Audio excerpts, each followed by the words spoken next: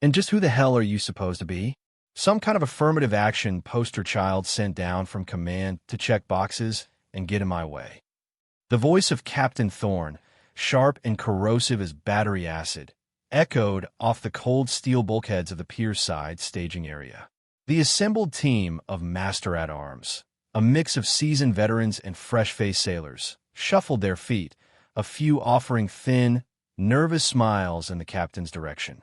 They laughed, but it was the hollow laugh of subordinates, a sound of compliance, not genuine mirth. But the target of the verbal assault, a diminutive petty officer second class, did not laugh. She didn't even flinch. Her name, Tag, read Sharma. She stood perfectly still, a small, unassuming figure lost inside a freshly starched Navy working uniform. Her focus remained entirely on the datapad in her hands, her thumb methodically scrolling through pre-operational security checklists for the upcoming change of command ceremony. Her silence was not one of submission. It was a wall of calm, a vacuum into which Thorne's arrogance simply disappeared without an echo. He had expected a stammered apology, a flustered justification. He received nothing. This infuriated him more than any retort could have. He saw a small woman, a low rank, and an ethnic name, and his mind, a blunt instrument of prejudice and assumption, had constructed an entire, flimsy narrative. But as the ceremony's guest of honor, the legendary Fleet Admiral Morrison watched from the distant observation deck of the USS Gerald R. Ford, he noticed something different. He didn't see a chastised subordinate. He saw posture, a subtle, almost imperceptible shift in her weight, a balancing on the balls of her feet that spoke not of dockside duty, but of a lifetime spent on the knife's edge of readiness. The old Admiral squinted, a memory stirring, a ghost of a stance he'd only ever seen in the most unforgiving corners of the world, in places where silence was the only language that guaranteed survival. He saw a professional. Captain Thorne saw a problem. The universe was about to correct his vision with brutal, unforgiving clarity. If you believe that true respect is earned in silence and proven by action, not demanded by rank, type competence below. This is the story of what happens when loud, brittle arrogance collides with the immovable object of quiet, deadly professionalism. It is a story about assumptions, about legacy, and about the profound, world-altering power of being underestimated. The captain, a man whose confidence was built on the shaky foundation of his rank rather than his abilities, took her silence as insolence. He strode forward, his polished boots striking the concrete with aggressive, rhythmic clicks, a sound designed to intimidate. He leaned in, his voice dropping to a conspiratorial growl meant for her, but loud enough for everyone in the vicinity to hear, a performance of dominance. Listen to me, petty officer. This isn't some diversity seminar. This is my security detail for the arrival of Admiral Helena Sharma. She's the new CEO of the entire Atlantic Fleet, a real hard charger, not some paper pusher. We have credible threats, real-world scenarios in play. My team and I are the sharp end of the spear here. You're a pencil pusher, a liability. Your job is to observe, to write your little report, and to stay the hell out of the operational footprint. He gestured dismissively at her datapad. Whatever checklist you have, there is irrelevant. I run this show. My word is law. Are we clear? Petty Officer Anya Sharma's gaze finally lifted from the screen. Her eyes, a deep, placid brown, met his. There was no fear in them, no anger. There was nothing but a calm, analytical light, as if she were assessing a piece of faulty equipment. Yes, Captain, she said. Her voice was quiet, level, and utterly devoid of emotion. The simple, formal acknowledgement was a greater insult to Thorne's ego than any argument. It was the detached agreement of a superior placating a child. It made his face flush a deep, mottled red. He straightened up, puffing out his chest. Good. Then get back to your observing, and try not to trip over any real work. He turned his back on her, a final act of dismissal, and began barking orders at his team, his voice once again booming across the pier. Anya watched him for a moment longer. She saw the way he positioned his men in tight, predictable clusters a textbook formation easily flanked.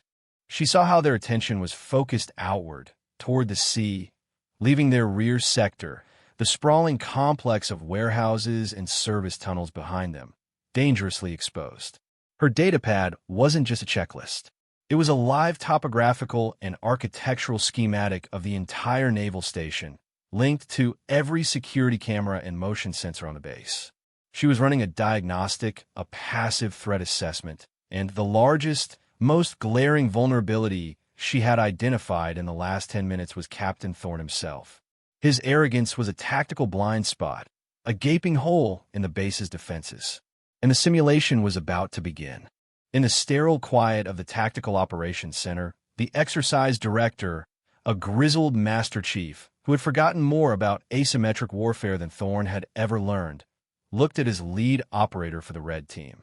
"They're not ready for what you're bringing," the Master Chief said, a note of grim satisfaction in his voice.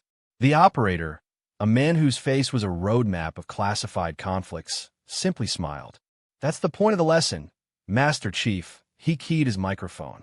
"Red cell all units. Execute. I say again, execute." The first sign of chaos was not an explosion, but the sudden, uniform cutting of power to the entire pier. The harsh sodium lamps sputtered and died, plunging the area into the disorienting twilight of a late afternoon sun blocked by the massive gray hull of the carrier. Emergency lights flickered on, casting long, dancing shadows that turned familiar shapes into monstrous caricatures. A high-pitched alarm began to shriek, a sound that frayed the nerves and induced panic. Captain Thorne, caught mid-sentence, spun around, his face a mask of confusion. "What the hell? Report," he bellowed into his radio. The only reply was a burst of static, then another, then silence. His communications were being jammed. This was not the simple active shooter drill he had briefed his team on. This was something else entirely. This was professional. From the labyrinthine network of maintenance tunnels and cargo containers behind them, the attack came. It was not a clumsy, head-on assault. It was a wave of disciplined, silent motion. Figures clad in black, marked with the crimson armbands of the Red Team, flowed from the shadows. They moved with a liquid grace that was terrifying to behold, their weapons fitted with Miles gear that chirped mock-lethally as they engaged Thorne's men. The Master-at-Arms team, trained for law enforcement for static guard duty, were not prepared for this. They were warriors, but they were facing wraiths. They returned fire, but their shots were wild, their formations broke, and their panicked shouts over the now-dead comms only added to the cacophony of failure. One by one, the chirping sound of their vests signaled their death. Within 90 seconds, Thorne's entire security detail was neutralized. He stood alone, his sidearm drawn, wildly scanning the shadows, his face pale with sweat and disbelief. And through it all, Petty Officer Sharma had not moved. She had simply lowered her datapad, her eyes scanning, processing, analyzing. She was not watching the chaos. She was reading it. She saw the flow of the attackers, identified their points of ingress, calculated their probable paths. While Thorne's world had dissolved into panic, hers had sharpened into a crystal-clear tactical problem. One of the Red Team operators, seeing her standing alone and seemingly frozen, began to advance on her position, his rifle raised. He saw what Thorne had seen, a small, non-threatening target. An easy win. Anya took one slow, deliberate breath, centering herself.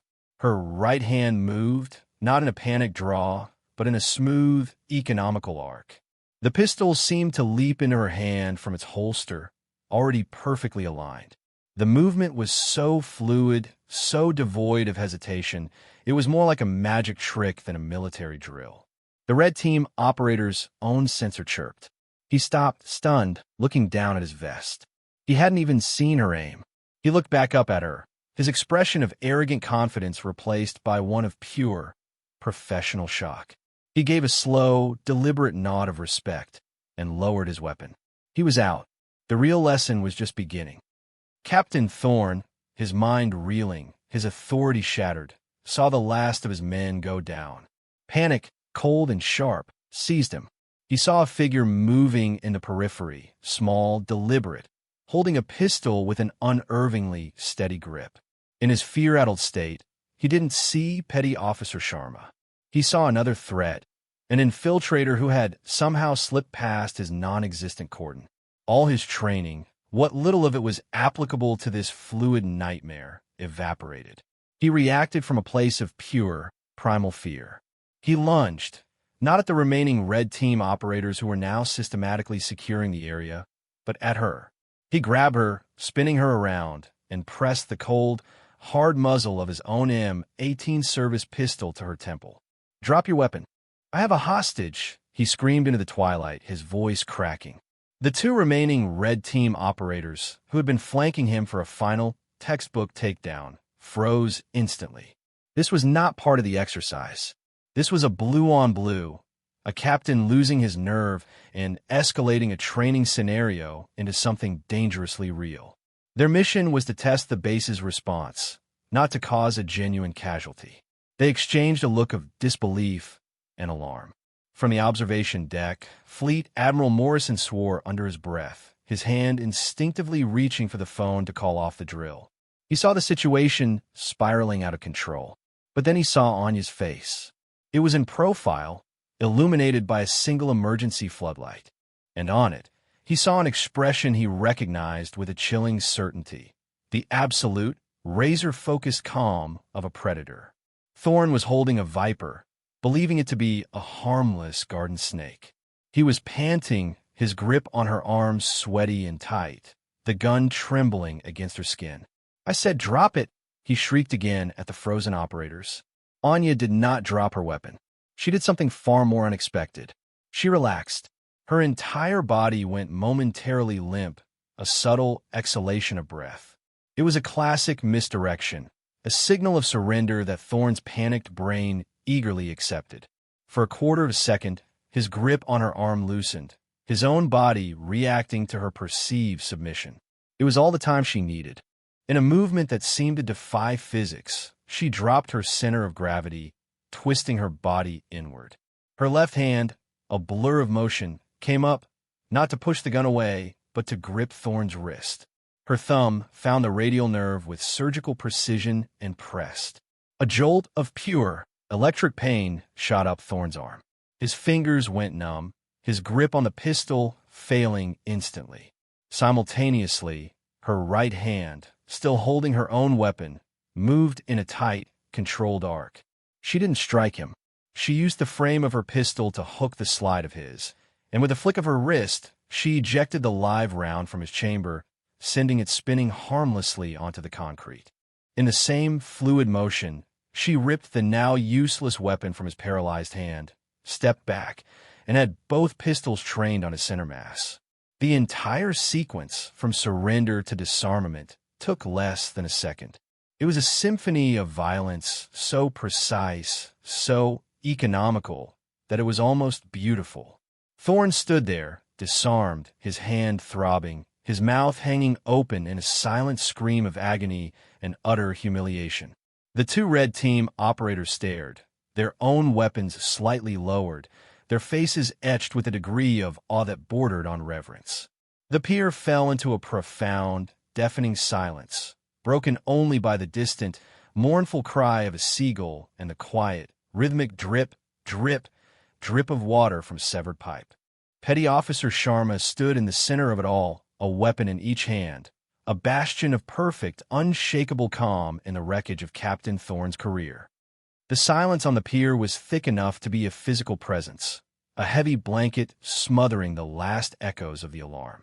The red team operators, men who had seen combat in the world's most dangerous places, remained frozen, their expressions a mixture of shock and profound professional admiration. They were not looking at a petty officer second class. They were looking at something else entirely, something their instincts, honed by years of survival, recognized as belonging to their own tribe, or perhaps a tribe even more select. It was into this tableau of stunned silence that the official party arrived. Led by the outgoing base commander, a grizzled rear admiral named Jennings. The group included senior staff and, most notably, a woman in a crisp, perfectly tailored service dress, white uniform, 3 silver stars gleaming on each shoulder board. This was Admiral Helena Sharma, the incoming commander of the Atlantic Fleet, a figure whose reputation for intellectual rigor and operational brilliance preceded her like a shockwave. Her face was stern, intelligent, and etched with the kind of authority that required no raised voice. As they stepped onto the pier, the scene that greeted them was one of utter confusion for Admiral Jennings.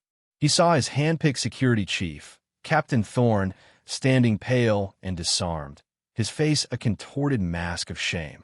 He saw the elite red team, supposedly the aggressors, standing by with a strange deference. And in the center of it all, he saw one of his own junior enlisted sailors, a small woman, holding 2 pistols with the kind of practiced ease one might hold a pen. What in God's name happened here? Jennings demanded, his voice booming. Report. Captain Thorne flinched as if struck. He opened his mouth, but only a dry, croaking sound emerged. His mind was a maelstrom of failure and humiliation, unable to form a coherent sentence. It was the lead red team operator who spoke, his voice calm and precise. Admiral Jennings, the exercise is complete. Red team successfully infiltrated and neutralized all primary security elements in under 2 minutes. He paused, then gestured with his chin toward Anya. However, the final phase of the exercise was unexpectedly concluded by this petty officer. Admiral Jennings stared at Anya, his brow furrowed. This petty officer? Sharma? She took out your entire team? The operator shook his head. No, sir. She didn't have to. She observed, she analyzed, and she acted with perfect tactical discipline when engaged. She neutralized one of my men and then de-escalated a non-scripted blue-on-blue engagement. He chose his words carefully, but the implication was clear. He glanced at Thorne. The captain lost situational awareness, sir. He became a danger to the exercise and himself. All eyes fell on Thorne, whose face seemed to crumble under the weight of a dozen scrutinizing gazes. But Admiral Helena Sharma's eyes were not on Thorne. Her gaze was fixed solely on Anya. There was an unreadable, complex expression on her face, a mixture of stern assessment, cold fury, and something else, something deeper and more personal that she kept locked behind a mask of command professionalism. She took a step forward, her presence commanding the absolute attention of everyone on the pier. She didn't raise her voice. She didn't have to.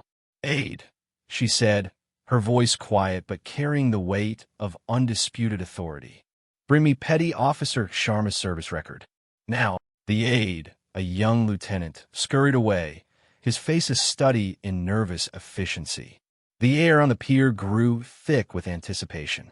Captain Thorne seemed to shrink, the last vestiges of his bravado evaporating under the cold, analytical gaze of the new fleet commander. Admiral Jennings looked on, his confusion slowly being replaced by a dawning sense of revelation. He, like Admiral Morrison watching from afar, was beginning to understand that he was witnessing not an anomaly, but a reckoning. The aide returned in near run, holding out a datapad. Admiral Sharma took it without looking at him, her eyes still locked on Anya, who had by now safely holstered both weapons and stood at a perfect parade rest, her expression as placid and unreadable as ever. The Admiral's thumb scrolled down the screen, her expression unchanging. Then, she began to speak, her voice cutting through the silence with the finality of a judge delivering a verdict. She wasn't addressing anyone in particular, but her words were aimed like missiles at the core of Captain Thorne's ignorance. Record states, Petty Officer 2nd Class Anya Sharma. Current assignment, temporary active duty, Naval Station Norfolk, Security Protocol Assessment. She paused, letting the official, unassuming title hang in the air. Prior assignment, Naval Special Warfare Development Group. A collective, sharp intake of breath rippled through the assembled officers. DevGru, SEAL Team 6, the quiet professionals, the ghosts of the fleet. It was a unit so secretive that its very name was spoken in hushed tones. Captain Thorne's face went from pale to ashen. The woman he had derided as a diversity hire, a pencil pusher, was an operator from the most elite unit in the entire United States military.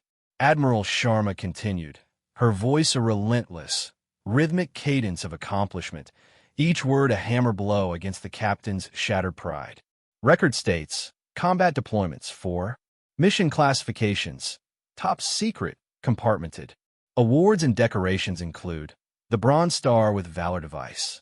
The Silver Star, she looked up from the datapad, her eyes burning into Thorn. And the Navy Cross, awarded for actions taken during Operation Silent Talon, where then Petty Officer 3rd Class Sharma, while wounded, single-handedly defended a compromised intelligence outpost against a sustained attack by over 30 enemy combatants, saving the lives of 2 Green Berets and a CIA case officer. The silence that followed was absolute, a void of pure, unadulterated shock. The Red Team leader, a man who had likely served in similar shadows, slowly and deliberately removed his helmet, holding it over his chest in a gesture of profound respect. Admiral Sharma wasn't finished. She took another step forward, stopping directly in front of the trembling captain. Captain Thorn, you questioned her competence. You called her a liability. You, a man whose primary combat experience consists of fleet exercises in the Caribbean, presumed to lecture a decorated veteran of the global war on terror on the nature of a sharp spear. She let the words sink in, twisting the knife. Then, in a moment of cowardice and panic, you placed your weapon against the head of a Tier 1 operator who was on this pier, under my direct orders, to evaluate your pitiful excuse for a security plan. She leaned in, her voice dropping to a whisper that was somehow more terrifying than any shout. You did not have a hostage, Captain. You were a target who had volunteered for disarmament. Finally, she delivered the killing blow, the one that would forever seal his fate and turn this incident into legend. There is one more detail not in this file, Captain. A personal one. You also made the critical error of pointing a gun at my daughter. The revelation landed with the force of a physical blow. The air crackled, charged with the sudden, stunning clarification of everything that had just transpired. Daughter. The word echoed in the cavernous space under the carrier's flight deck, rearranging the universe for every person present. Captain Thorn's jaw, which had been hanging slack, snapped shut with an audible click. A choked, guttural sound escaped his throat, a noise of pure, soul-crushing despair. The woman he had insulted, humiliated, and physically assaulted was not just a DevGru operator. She was the child of the 3-star Admiral who now held his entire career, his entire future, in the palm of her hand. The irony was so potent, so devastating, it was almost poetic. He had sneered about Daddy's little girl getting ahead, and in his blind arrogance, he had stumbled upon the one person on the entire eastern seaboard for whom that insult was an inverted, catastrophic truth. The Red Team operators, men accustomed to the universe's dark sense of humor, could only stare. This went beyond a simple training failure. It was an act of professional suicide so spectacular it would be told in hushed, reverent tones in the bars of Virginia Beach and Coronado for years to come. Admiral Jennings closed his eyes for a long moment, a weary sigh escaping his lips. He finally understood. Helena Sharma hadn't just brought her daughter along. She had used her as a scalpel, a living, breathing diagnostic tool of unparalleled sharpness to cut through the bureaucratic rot and expose the truth of his base's readiness. It was a move of breathtaking audacity and ruthless efficiency. It was pure Helena Sharma. The Admiral turned away from the captain, her dismissal of him so complete it was as if he had ceased to exist.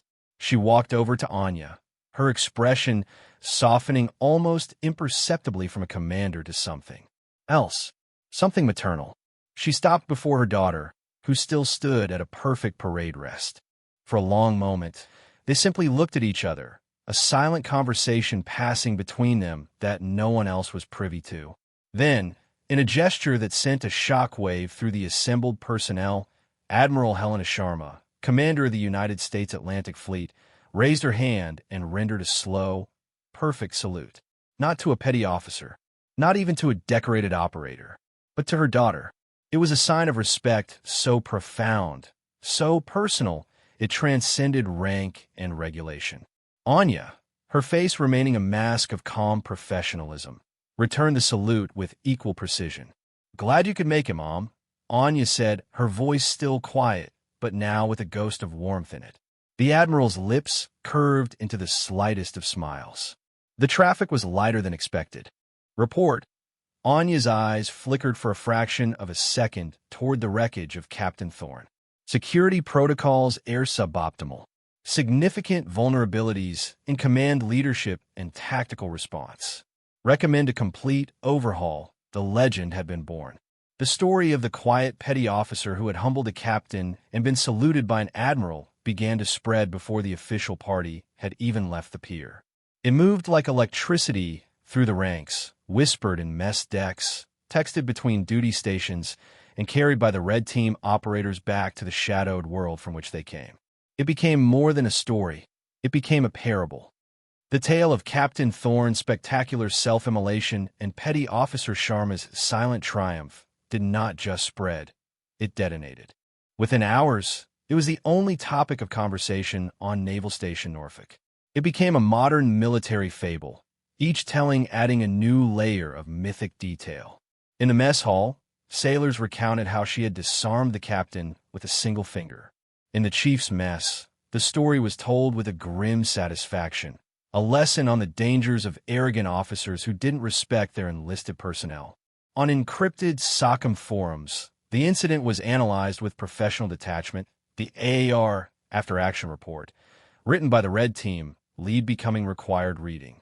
Her disarmament of Thorn was given a name, the Sharma Protocol, a new, unofficial term for any maneuver that used an opponent's arrogance against them with such devastating efficiency. The security footage, classified top secret, almost immediately became the stuff of legend, a ghost story whispered about by trainees at the academy. They said if you watched it in slow motion, you still couldn't see her hands move. The ripples reached the highest levels of the Pentagon. The story was a perfect encapsulation of the modern military's desired ethos. That competence, not gender, rank, or background, was the only metric that mattered. Admiral Helena Sharma used the incident as a lever. It wasn't just about punishing one arrogant captain. It was about changing a culture. Captain Thorn was not court-martialed. That would have been too simple, too clean. Instead, he was formally reprimanded and reassigned. His new post was a quiet, forgotten desk at a logistics command in the Midwest, a place so far from the operational fleet that he might as well have been in another country. His job was to oversee the inventory of spare parts for decommissioned vessels. It was a career death sentence, a public and protracted humiliation that served as a far more potent warning to others like him. But the narrative demanded more than just punishment. It required a lesson learned. Months later, a young ensign, newly assigned to Thorn's logistics command, saw him observing a loading dock. A female sailor, a seaman apprentice, was struggling to operate a forklift, her frustration mounting as several older male sailors snickered nearby. The ensign braced for the captain to bellow at her, to humiliate her.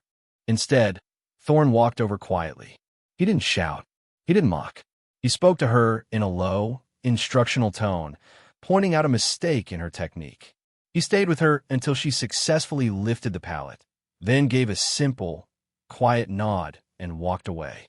The lesson had been learned, beaten into him in one excruciating second on a pier in Norfolk. His arrogance was gone, replaced by a weary, hollowed-out understanding. Meanwhile, Anya Sharma remained unchanged by the storm of her own making. She deflected the awe and the whispers with the same quiet calm she had faced Thorn's insults. Her work was done. Her temporary duty was complete. She was seen one last time, not in the spotlight, but in a quiet corner of the base gym, patiently showing a young, nervous-looking master-at-arms recruit how to properly clear a room. She wasn't teaching him tactics. She was teaching him how to see. "Don't look at the space," she said softly, her voice barely a whisper. "Look at the light. Look at the shadows. The threat tells you where it is by how it changes the world around it. Your assumptions are the real enemy. Be quiet and listen to what the room is telling you." The young sailor nodded, his eyes wide with a dawning comprehension. The legacy was being passed on, not through a legend, but through direct, humble mentorship. The Sharma Protocol wasn't a maneuver, it was a philosophy. A year passed. The change at Naval Station Norfolk was not just visible, it was palpable. The base moved with a new sense of quiet purpose. The change of command had become a catalyst for a cultural revolution, with Admiral Helena Sharma at its helm. The Sharma Standard, as it was now called, became the benchmark for all security and readiness drills across the Atlantic Fleet. It emphasized intelligence, precision, and adaptability over brute force and rigid, outdated protocols. The new head of base security, a sharp, forward-thinking commander who had been handpicked by the Admiral, built her entire training doctrine around the lessons of that fateful day. The central pillar of her new program was a simulation exercise held in the exact same spot on the pier. It was codenamed Exercise Quiet Professional. The goal was not to overwhelm the defenders, but to test their observation, their critical thinking, and their ability to function without ego. Captain Thorne's epic failure became a foundational text. The first slide of every security brief was a simple, stark photo of his face in the moment of his disarmament, under which was a single word: assumptions. His story was not told to mock him, but as a solemn warning against the poison of prejudice. The legend of Anya Sharma, however, grew into something more inspirational. She was the ghost in the machine, the ideal to which they all aspired. New recruits were told the story not as gossip, but as a lesson in humility and power. They were taught that the most dangerous person on the battlefield is often the one you notice last. Her name became synonymous with a specific kind of excellence, the ability to prove one's worth so decisively that words become unnecessary. A small, unassuming brass plaque was eventually mounted on a bulkhead near where the incident occurred. It didn't bear a grand inscription. It simply read, Lesson 3, Be quiet and listen. Everyone on base knew what it meant. One afternoon, Admiral Sharma stood on the same observation deck where Admiral Morrison had stood, watching the latest iteration of Exercise Quiet Professional below. A new security team faced a complex, multifaceted infiltration scenario. The team leader, a young lieutenant, a woman, did not panic when the comms went down. She didn't shout. Instead, she had her team fall back into a defensive posture, using the architecture of the pier for cover, just as Anya had analyzed. They communicated with hand signals. They waited. They listened. They let the red team reveal themselves, and then, with coordinated, precise action, they methodically neutralized the threat. It was elegant. It was efficient. It was quiet. The Admiral allowed herself a genuine, proud smile. Her daughter was thousands of miles away, back in the shadows where she belonged, but her legacy was right here, alive and breathing, embodied in the actions of a new generation of sailors who understood the true meaning of competence. The change was real. The lesson had become doctrine. The sun set over the fleet, casting the gray warships in hues of orange and purple. The rhythmic life of the naval station continued its steady pulse, a testament to the order and discipline that underpins the chaos of the world. What happened on that pier a year ago was more than just the humbling of a single arrogant man. It was a course correction for an entire institution. It served as a powerful, living reminder that legacy is not a static monument built to the past, but an active force that shapes the future. True legacy is not what is left behind, but what continues forward. Captain Thorne's name would fade into obscurity, a cautionary footnote in a training manual. But the principle he violated, the lesson he was forced to learn, would endure.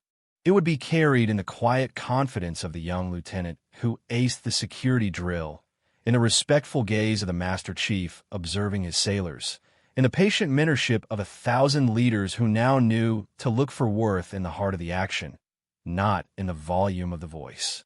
The story of Anya Sharma became a part of the bedrock of the base, a piece of its modern folklore. She was the quiet professional, the living embodiment of the idea that skill needs no announcement, that strength requires no bluster, and that respect is a debt paid to demonstrated excellence. Her silence on that day was louder than any of Thorne's shouts. Her calm was more powerful than his rage. Her competence was the final, irrefutable word in an argument she never even bothered to join. She proved that the greatest power is the power to be underestimated, for in the gap between perception and reality, victory is born. The world is full of loud voices demanding respect, but true authority belongs to those who command it with their deeds. It belongs to the quiet professionals, the silent experts, the humble masters of their craft who prove, time and time again, that the work will speak for itself. You just have to be quiet enough to hear it. For more stories where competence triumphs over arrogance and where quiet professionalism defines their worth, subscribe to Unknown Heroine Stories.